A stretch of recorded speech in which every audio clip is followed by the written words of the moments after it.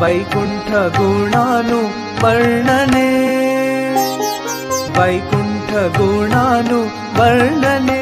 যাহার প্রসাদে ভাই এ ভব তরিয়া যায়, যার কৃপায় যার দয়া হলেই আমরা কেবলমাত্র। প্রসাদ মানে প্রসন্নতা। কথাগুলো নরোত্তম দাস ঠাকুর অত্যন্ত একটা আচার্যগণের কথায় আমরা এর আগে আরেকদিন আলোচনা করছিলাম, শাস্ত্র কথা কোনো অসংলগ্ন কথা নয়।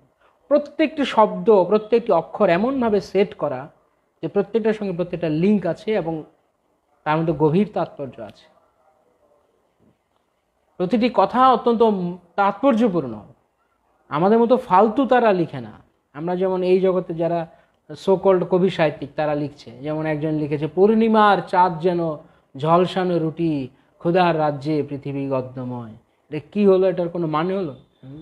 তো শিল প্রভুপাদ তিনি প্রায় সময় জড়জাগতিক কবি সাহিত্যিকদের উদাহরণ দিয়ে বলতেন এটা সব ননসেন্স, যা লিখছে তার কোনো মাথা মুন্ডু নেই।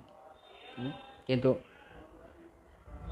যদি কেউ আচার্যগণের কথা, নরোত্তম দাস ঠাকুর, ভক্তিমোহন ঠাকুর, তাদের কথা পড়বে, প্রত্যেকটি কথা প্রতিটি শব্দ অত্যন্ত তাৎপর্য। যাহার প্রসাদে ভাই, প্রসাদ প্রসাদ প্রসাদ প্রসাদ বলেনি যাহার দীক্ষায় ভাই, হ্যাঁ, যে দীক্ষা দিলেই যাহার প্রসাদে ভাই। প্রসাদ মানে প্রসন্নতা, প্রসন্নতা থেকে প্রসাদ হয়।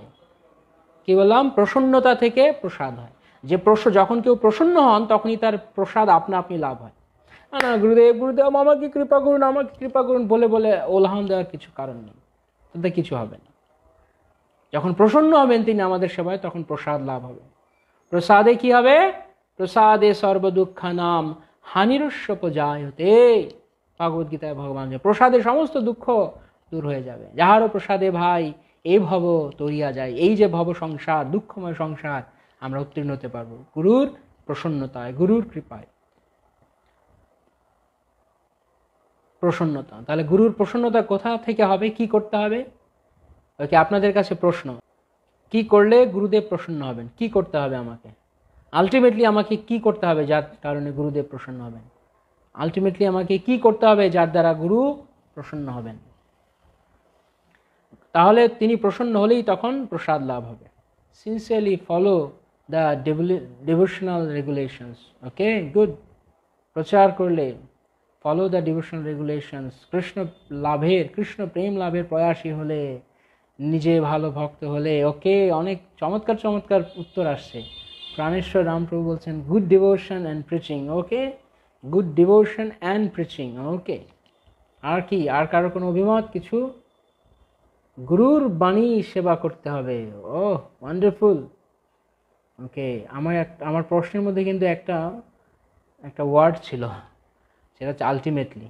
সেটা চিন্তা করে বলুন, সাবধান সহকারে শুনুন, তারপর উত্তর দিন।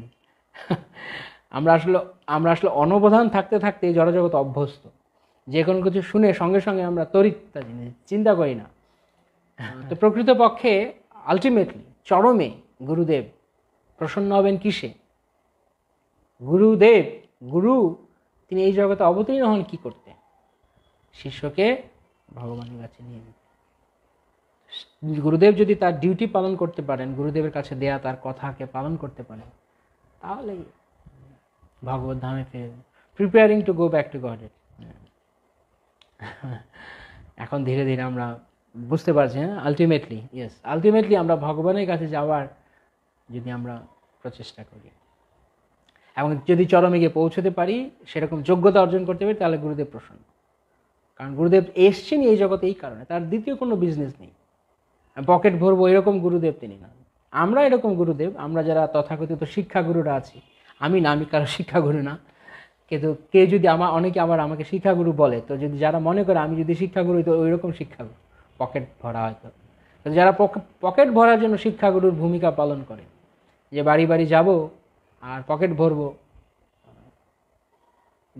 দু চারটা ভালো খাবো, ভালো মন্দ আইটেম করবে খাবো, আর পকেটটা ভরে নিয়ে চলে আসবো, না, সেরকম গুরুদেব নন তিনি। গুরুদেব লক্ষ লক্ষ টাকা তিনি প্রণামী পেতে পারেন, কিন্তু তিনি সব কিছু ভগবানের সেবায় যুক্ত, তার নিজের কিছু নেই। যিনি সদ্গুরু, আর যিনি বোগাস, ফ্রড, শুধু একটাই চিন্তা, একটাই শুধু ধান্দা, কোথায় যাব আর একটু নিজের গ্যাটের বন্দোবস্ত করব।